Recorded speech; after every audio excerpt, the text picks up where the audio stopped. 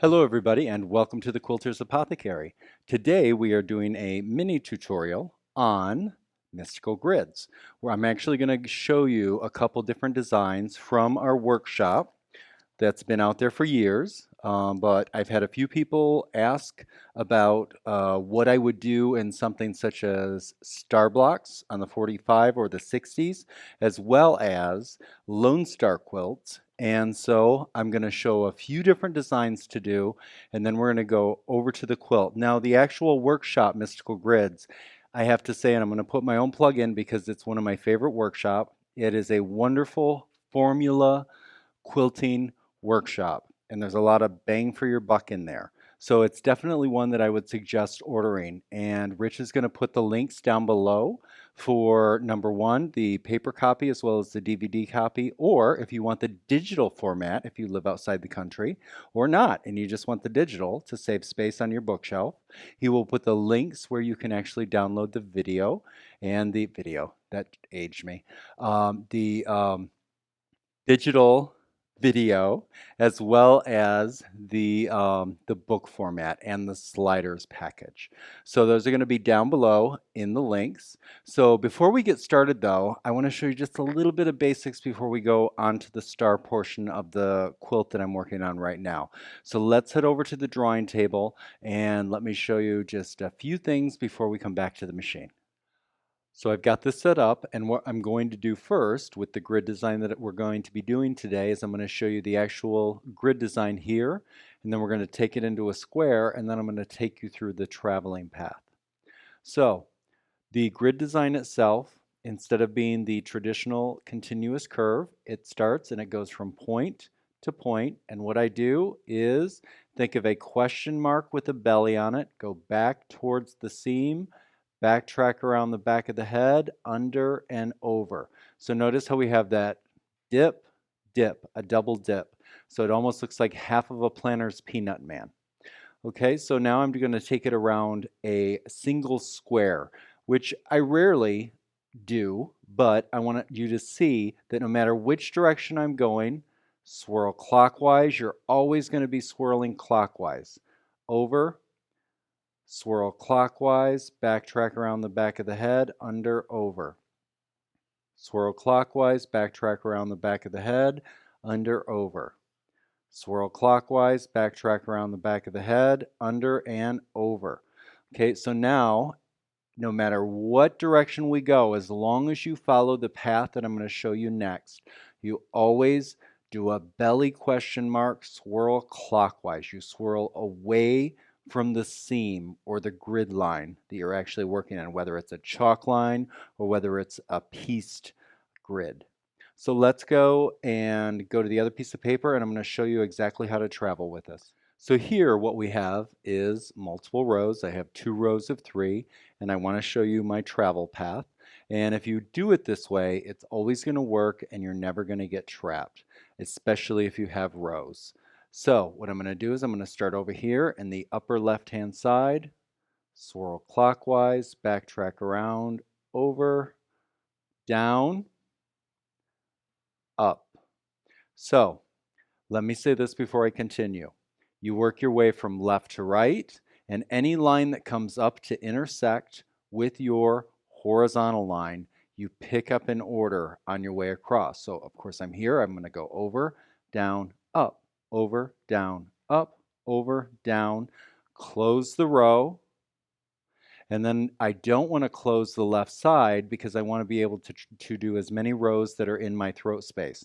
So again, I start again, over, down, up, over, down, up, over, down, close the row. And when I finish my throat space worth, then I can come up and close my left side. So let's go back here. We went over, down, up, swirl clockwise, over, down, up, over, down, and now close the row. Always swirl clockwise. Always swirl clockwise. And you're going to be tempted to go up here, but you don't want to do that because then you're trapped and you can't get to your next row. So do your next row, swirl clockwise, over, clockwise, down, up, over, down, up, over, down, close the row. And since this is the last row, now I come up and close the left side. Okay, and again, here's that Planner's Peanut Man. And so this travels well.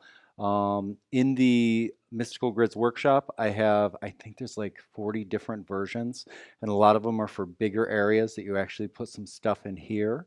So there's a ton of different ideas in there. So let's head over to the quilt and let's see how this works within those star shapes, diamonds on the quilt. So before we start quilting, let me just kind of give you an introduction. What we have is a wonderful star block, and we have a pillow sham. It's a small piece, and we are quilting it at a cruise speed of 400, I believe is where I have the Innova. I'm quilting on the small Innova today. And what I'm going to do is I'm going to go in here and do my grid work. What I've done out here so far is I simply ditched around the whole star, and then very simply I went out a half of an inch and I put an echo around the whole star within my throat space. And then I just did feather fill around here in the same matching thread. It's a pillow sham, so I didn't want to have any thread that's going to stick out like a sore thumb. And the thread that I'm going to use for the grid work is going to be a lovely aqua or teal, whatever you want to call it, that's going to really look nice in both the teal as well as the purple portions of the body of the quilt. Okay, so now let me bring this over, and what I'm going to do, let me relock that for a second, is I'm going to start here. My row is going to be, my throat space comes down to here. I've got a little bit of a chalk line here. Don't forget you can use your chalk so that you know how to travel when you do your grid work and how far down you can go as you go. So I'm going to start here. Actually, I'm going to come up and I'm going to go over, following that same process that we just talked about, over, down, up, over, down, up, over, down, up, all the way around here and here. And then I'm going to come back and close the row, just like we did on the drawing. And then I'm going to start the next row and just continue that. And again, keeping in mind how far down I can go within my throat space. So let's get started. I've locked my stitches, and now I'm going to go ahead. I'm going to start my grid work. I'm going to use the same one we were drawing, swirl clockwise, backtrack, over, go in, backtrack around the back of the head, up, swirl clockwise, backtrack, over, swirl clockwise, backtrack, up, swirl clockwise, backtrack, over, swirl clockwise, backtrack, down, up, over, down, up, over. And again, this isn't going to overtake the actual piecing pattern. It's actually going to accentuate it, which is what we want. Over, and save us from doing all the ditch work that a lot of people would automatically want to do in this. Over, clockwise, always clockwise. We want to remember that with most of the designs in my grids workshop. Clockwise, clockwise, clockwise, clockwise. I love these because again, they're so forgiving. Clockwise, down, and now I'm going to go ahead and come up and continue again all the way over. Clockwise,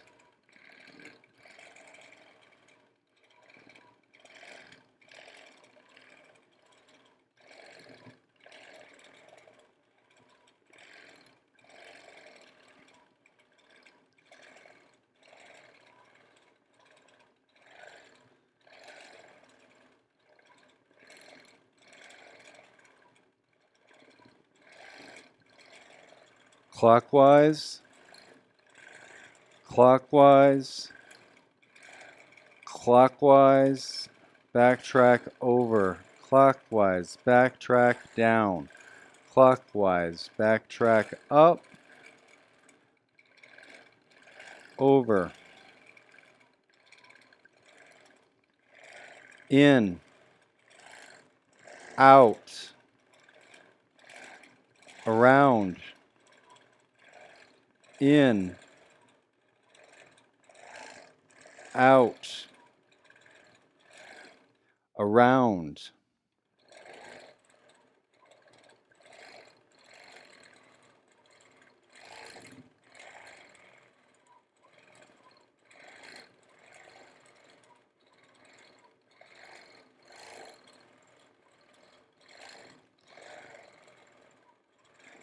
I'm getting close to the end. In, out, around, down, and now what I want to do is I want to come all the way back and I want to go ahead and close that row that I've just done. Over, over, over, around,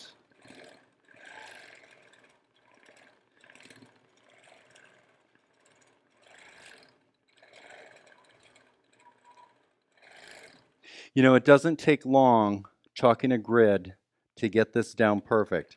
And remember, as I keep saying about the grid stuff, it's so much more forgiving than the traditional continuous curve.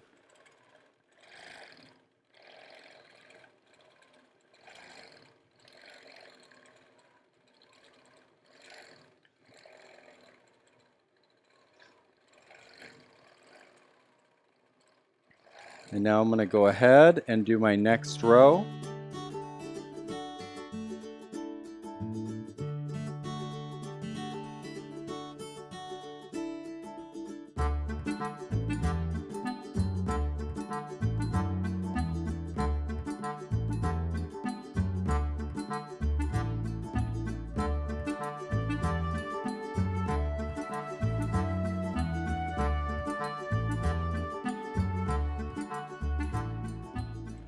Now we're going to head back, close the row, and so that's exactly how we're going to work down this quilt. As I finish this throat space, I will then roll the quilt, do the outer portion around the stars, and then I will work row by row until the piece is complete. So there we go. I hope you've enjoyed today's tutorial. And again, don't forget to hit the subscribe button and also ring the bell so that way you get notified every time we come out with a new tutorial. And we're trying to do at least 2 to 4 a month. That's kind of how we're running about right now. So as usual, take care of yourself, take care of each other. Again, don't forget to check out the links. And if you want more of the grid work, the grid workshop is absolutely incredible. It's definitely worth your time. We'll see you down the road. Bye now.